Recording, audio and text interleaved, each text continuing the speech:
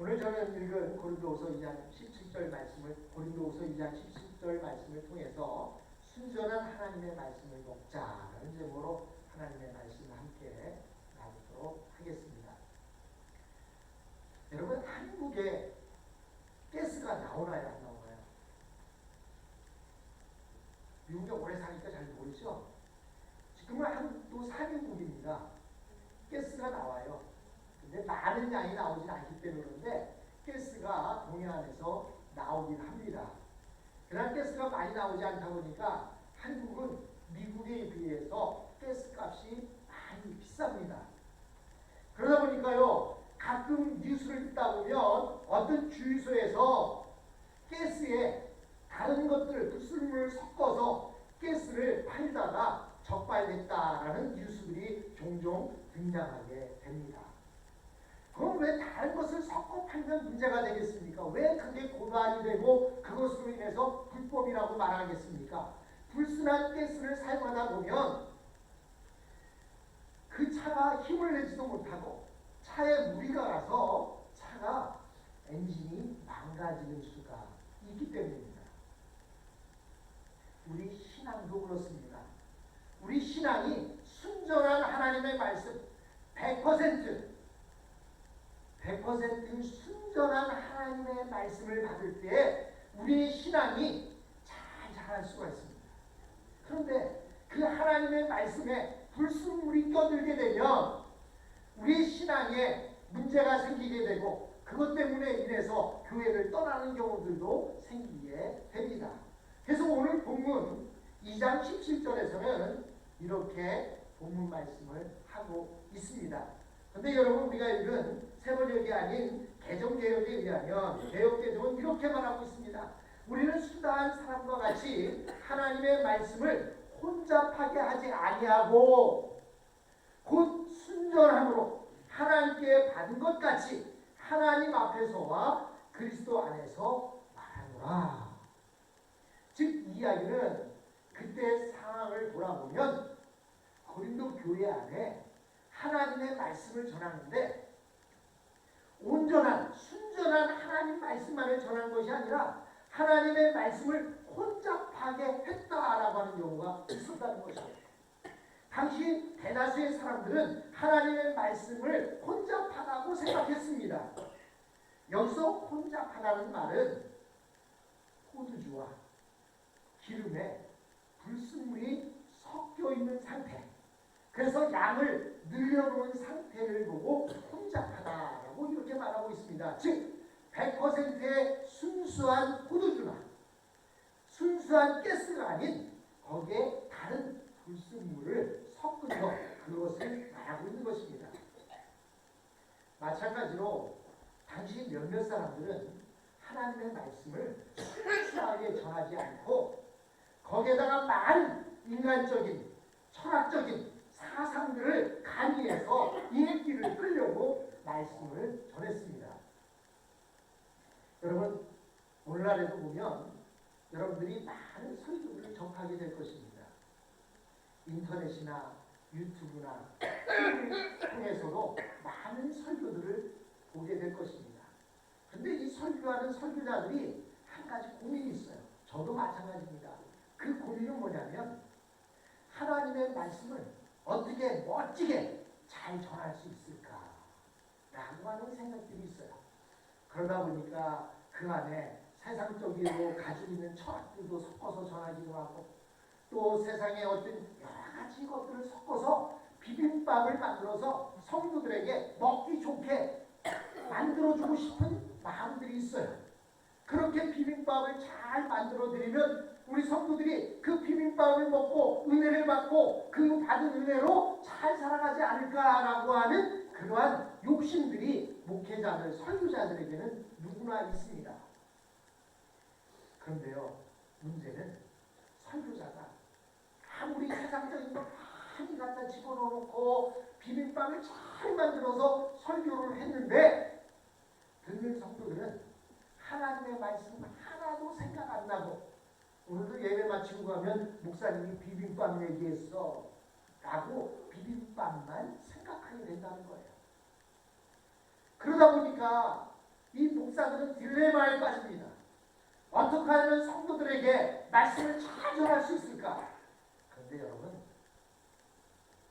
저나 모두가 알아야 할 것은 하나님의 말씀을 목사가 비빔밥을 잘 만들고 이해하기 쉽고 알기 쉽게 잘 만들어 주어야 은혜 받는 게 아니라는 거예요. 하나님의 말씀은 하나님의 역사가 있어야만 은혜 받는 것이지, 목사가 아무리 설교를 멋지게 잘 만들어서 비빔밥에도 고명을 잘 띄워서 먹기도 좋게 보이고 보암직도 하게 만들어 준다 한들 그것이 은혜가 되는 것이 아니라는 사실입니다. 근데 많은 사람들은 하나님의 말씀을 순전한 하나님 말씀만 전하면 무엇인가 좀 딱딱해 보일 것 같고 무엇인가 부족해 보입니다. 그리고 설교 시간도 10분, 20분 짧게 하면 뭔가 지식이 부족해서 짧게 하는 것처럼 생각해서 어떤 목사들은 40분, 1시간씩 설교를 합니다. 그러나 그게 중요한 것이 아니에요. 이렇게 불순물을 많이 섞게 되면 하나님의 말씀은 온데간데 없어지고 뭐만 남아요? 불순물만 남게 되는 거예요. 오늘 예배 마치고 집에 들어가면 목사님 무슨 설교했지? 비빔밥. 그렇게만 되고 만다는 거예요. 즉 불순물이 하나님의 능력을 나타낼 수 없도록 만들어서 사람들이 변화되지 못하게 한다는 것입니다. 세상의 지식이 섞인 진리를 배울수록 사람들은 비판적이 되어지고 냉소적이 되어지고 나중에는 가지고 있던 믿음마저도 잃어버리게 될 것입니다. 또 목사들은 무엇인가 한번 이렇게 해보고 나면 자꾸 더 새로운 것을 찾으려고 그냥 가진 노력을 해서 이 책, 저 책, 세상의 모든 지식들을 다 갖다 집어넣고 비빔밥을 만들려고 합니다.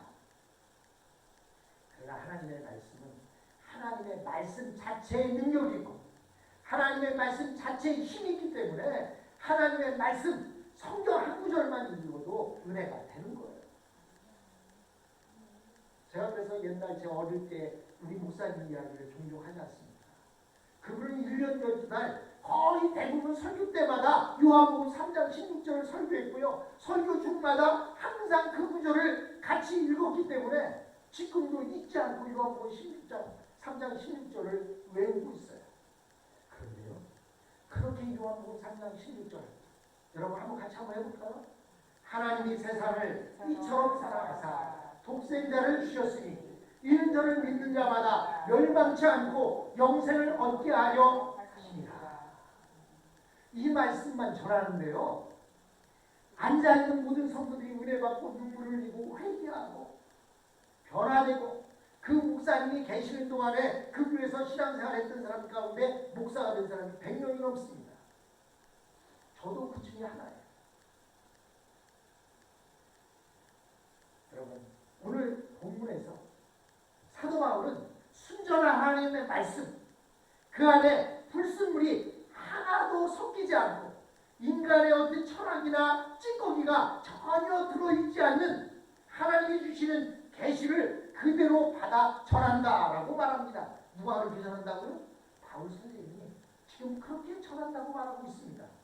순수한 하나님의 말씀을 들으면 아무리 병든 사람이라 할지라도 바로 살아나게 되어 있습니다. 이것이야말로 순수한 하나님 말씀의 능력입니다.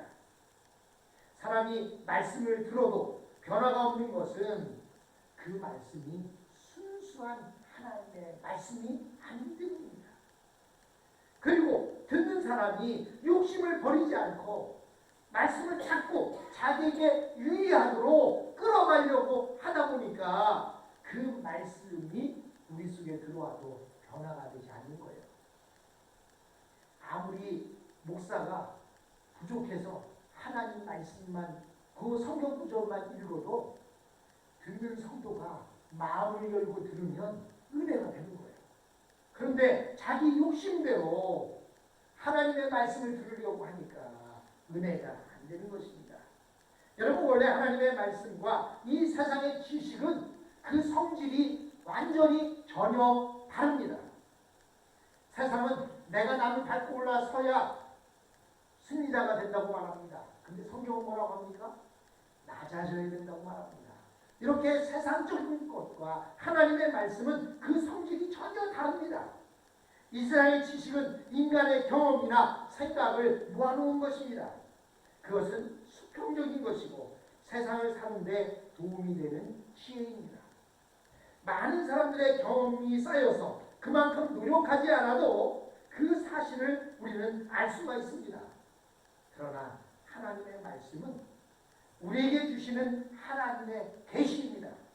이것은 수직적인 것으로 결코 인간의 머리에서 나온 것이 아닙니다. 여러분, 이 하나님의 말씀은 하나님의 언어예요. 하나님의 언어를 인간의 말로 바꿔서 말하려니까 힘이 드는 거예요. 제가 영어가 안 되면 전화를 해서 트랜스레이터를 붙여달라고 합니다. 그럼 그 사람이 있으면 말이 통해. 그런데 그 사람이 없으면 전화 통화하다 보면 그래도 몇 마디는 알아듣겠는데 정작 중요한 말을 알아들을 수가 없어요. 마찬가지예요. 하나님의 말씀은 하나님의 언어예요. 하나님의 언어이기 때문에 그 하나님의 언어를 인간의 말로 트랜스레이트 해주려면 어떻게 해야 됩니까? 그냥 그 말 그대로를 해줘야 되는데 거기에다가 자기 생각을 섞어버려요. 그러니까 이게 도대체 무엇을 말하는지, 하나님의 말은 어디 갔는지 말씀은 없어져 버리고 그 트랜스레이터의 말이 그것으로 그냥 결론이 나아져 버리고 마는 것입니다. 이 세상의 학문이나 지식도 하나님의 말씀에 비추어서 우리는 새롭게 해석을 해야만 합니다. 그런데 사람들은 하나님의 계시적인 말씀을 별로 좋아하지 않습니다. 오히려 무익한 지식으로 여기고 부끄럽게 생각할 때가 많습니다. 또한 그 하나님의 말씀을 들으면서 이 땅을 어떻게 살아갈 수 있습니까? 어떻게 남에게 낮아져가면서 그렇게 살 수가 있습니까? 이렇게 말합니다. 또한 사람들은 하나님의 진리에 인간의 지식이 들어가야 유식하다라고 생각합니다. 그러나 하나님의 진리에 인간의 불순물이 들어가게 되면 사람은 치유가 되지 않습니다. 거기에 성령의 능력이 나타날 리가 없습니다. 바울은 복음 전도자들이 하나님 앞에서 그분의 말씀을 전하듯 가르친다고 말하고 있습니다. 그런데 어떻게 하나님 앞에서 그분의 말씀을 갖고 거짓말을 할 수가 있겠습니까? 어떻게 그리스도 앞에서 그리스도에 대한 진리를 거짓되게 전할 수 있겠습니까? 순수한 하나님의 말씀은 우리를 치유하는 능력을 갖고 있으므로 이 말씀에 다른 것을 섞어 해서는 안 됩니다. 자기 입맛에 맞는 것을 찾다 보면 가짜를 먹게 되는 것입니다. 여러분, 미국 음식은 저는 뭐 잘 모르겠는데요. 한국 음식은 식당에서 먹으면 음식이 맛있어요. 음식을 먹고 나면 음식을 먹어서 이 식당 음식이 맛있다 하고 음식을 먹습니다. 그런데 그 식당에서 먹고 나면 입안에 침이 마르고 뒷맛이 개운하지 않는 때가 있습니다. 왜 그렇습니까? 그 식당에서 손님들에게 입맛에 들게 하기 위해서 MSG를 미원이나 또는 무슨 조미료들을 많이 넣어서 그렇습니다. 그러나 집에서 먹는 음식은 어떻습니까? 제 아내는 평생 조미료를 안 써요. 그러다 보니까 처음에는 음식이 맛이 없었어요. 이제 한 30년 먹고 나니까 그래도 제가 이렇게 건강을 유지하는 게 제 아내가 조미료 넣지 않는 음식을 담백하게 만들어줘서 그런 게 아닌가, 그런 생각을 해보게 됩니다. 하나님의 말씀도 그렇습니다. 내 입맛에는 그 맛이 조금 떨어질지는 몰라도 순전한 하나님의 말씀을 먹어야 유익하고 건강에도 좋습니다. 자동차에도 순전한 가스를 넣어야 차를 오래 사용할 수 있는 것처럼 순전한 하나님의 말씀을 먹어야 건강하고 유익합니다. 또한 치료도 되어지는 거예요. 순수한 하나님의 말씀은 우리를 치료할 수 있는 능력을 갖고 있으므로 이 말씀에 다른 것을 섞으려 해서는 안 됩니다. 목사인 저도 다른 것을 섞으려 해서는 안 될 것입니다. 자기 입맛에 맞는 것을 찾다 보면 가짜를 먹게 됩니다. 순수한 말씀을 먹어야 힘을 낼 수가 있습니다.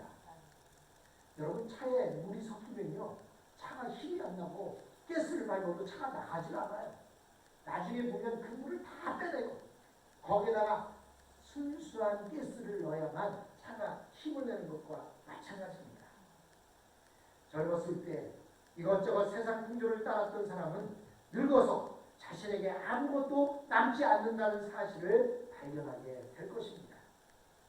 그리스도의 종들은 이것저것 섞는 것을 좋아하지 않습니다. 그러므로 자신의 가르침이 어디서 왔는가를 분명하게 알아야 합니다. 목사들이 알아야 할 것은 내가 지금 전하고 있는 말씀이 어디에서 왔는가, 그것을 깨달아 알아야 합니다. 이것이 세상에 유행하는 지식인지 아니면 순수한 하나님의 말씀인지를 먼저 밝혀야 합니다. 순수한 하나님의 말씀을 먹어야 치료가 되어집니다. 그리고 이 세상을 이길 수 있는 힘이 생깁니다. 그렇다면 우리가 어떻게 해야 순수한 하나님의 말씀을 먹을 수 있겠습니까? 여러분, 신명기 22장 9절로 11절에 보면 이런 말씀이 있습니다. 내 포도원에 두 종자를 섞어서 뿌리지 말라. 그리하면 내가 뿌린 씨의 열매와 포도원의 소산이 다 빼앗김이 될까 하노라. 너는 소와 나귀를 결의하여 가지 말며 양털과 배실로 섞어 짠 것을 잊지 말지니라. 라고 이렇게 신명기 22장 9절로 11절에 말씀하고 있습니다. 이것을 통해 알 수 있는 것은 첫째, 내 포도원에 두 가지 씨를 뿌리지 말라고 말씀하십니다. 각 종류가 서로 섞이면 결실하지 못하기 때문입니다. 그래서 우리 옛말에도 한 우물만 파라고 말합니다. 여기저기 찔러만 보지 말고 한 우물을 깊이 파라는 거예요. 마찬가지로 포도원에 두 가지 씨를 섞어 뿌리지 말라고 말합니다. 즉 우리는 다른 것을 하나님의 말씀에 섞이지 않도록 해야 합니다. 성경과 과학, 성경과 예술, 성경과 사회학, 성경과 정치학 등 이런 모든 것들을 섞지 말라고 말씀하고 있습니다. 그러면서 신명기 본문에서는 뭐라고 말하냐면 내가 뿌린 씨와 포도원의 소산을 다 빼앗김이 될까 하노라. 이렇게 말씀을 다른 것과 섞이게 되면 섞여 있는 것으로 끝나는 게 아니라, 여러분 차에 기름에 물이 섞이게 되면 물이 섞인 것으로 끝나는 게 아니라 차가 망가지는 것입니다. 마찬가지로 네가 뿌린 씨와 포도원의 소산을 빼앗기게 될 것이라고 말씀하십니다.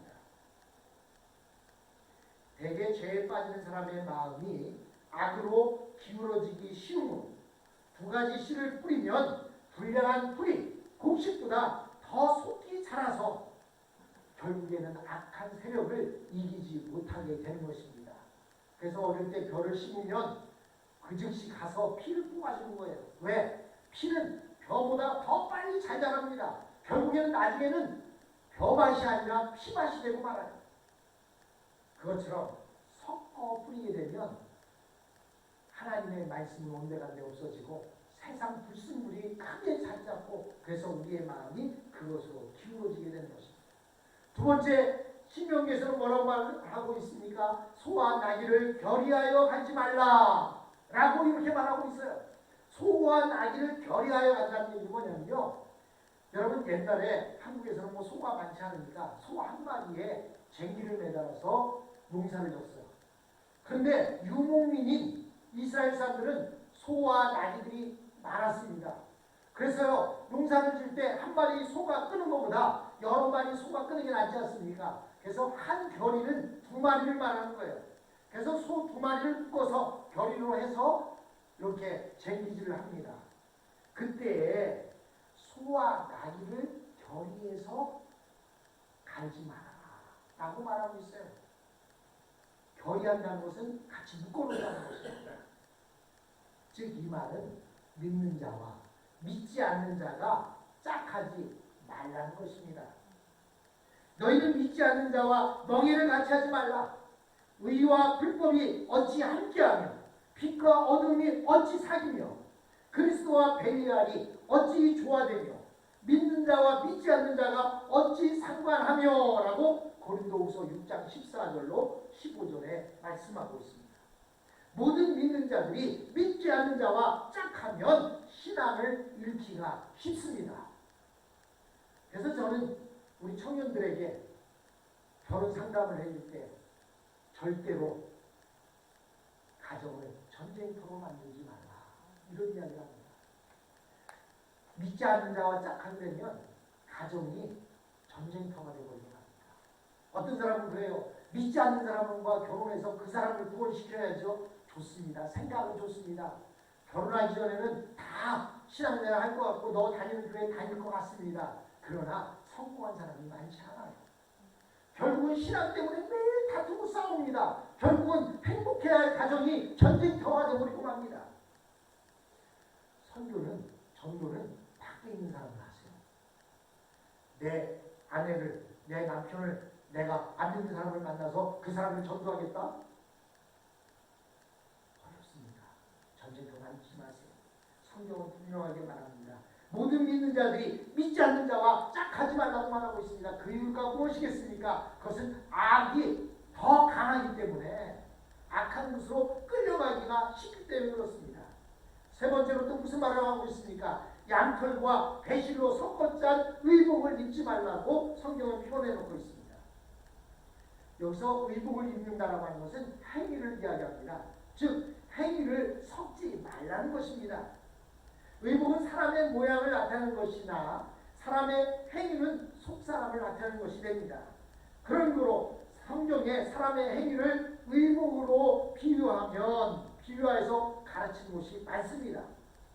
성경에 보면 배는 거룩한 의복이다 라고 이렇게 말합니다. 세마포라는 말로 성경은 말하고 있습니다. 세마포는 성도의 의로운 행실을 가리킵니다. 그래서 구약의 제사장들은 세마포, 즉 배옷밖에 다른 옷을 입지 못하도록 했습니다. 이는 배옷에 양털로 섞는 것을 금한 것입니다. 우리 믿는 자들이 의로운 행위를 해야 하는데 나는 이런 행동을 해도 괜찮다고 말하며 옳지 못한 행동을 섞어서 하는 것, 그것은 순전한 것이 아니다라고 이렇게 말하고 있는 것입니다. 여러분, 우리는 성경 말씀에 다른 것이 섞이게 해서는 안 됩니다. 뿐만 아니라 믿지 않는 자와 멍에를 같이 메어서는 안 됩니다. 뿐만 아니라 우리의 행실이 의로운 행실만 되어야지 악한 행실이 더불어지게 되면 힘을 잃게 된다는 사실입니다. 사랑하는 성도 여러분, 저도 순전한 하나님의 말씀을 증거할 수 있도록 노력하겠습니다. 여러분들도 순전한 하나님의 말씀만을 받아주시고 그 말씀으로 인하여 우리의 믿음이 성장하고 하나님의 능력이 우리의 삶 속에 나타나는 그러한 삶이 되시길 주님의 이름으로 축원합니다. 부산에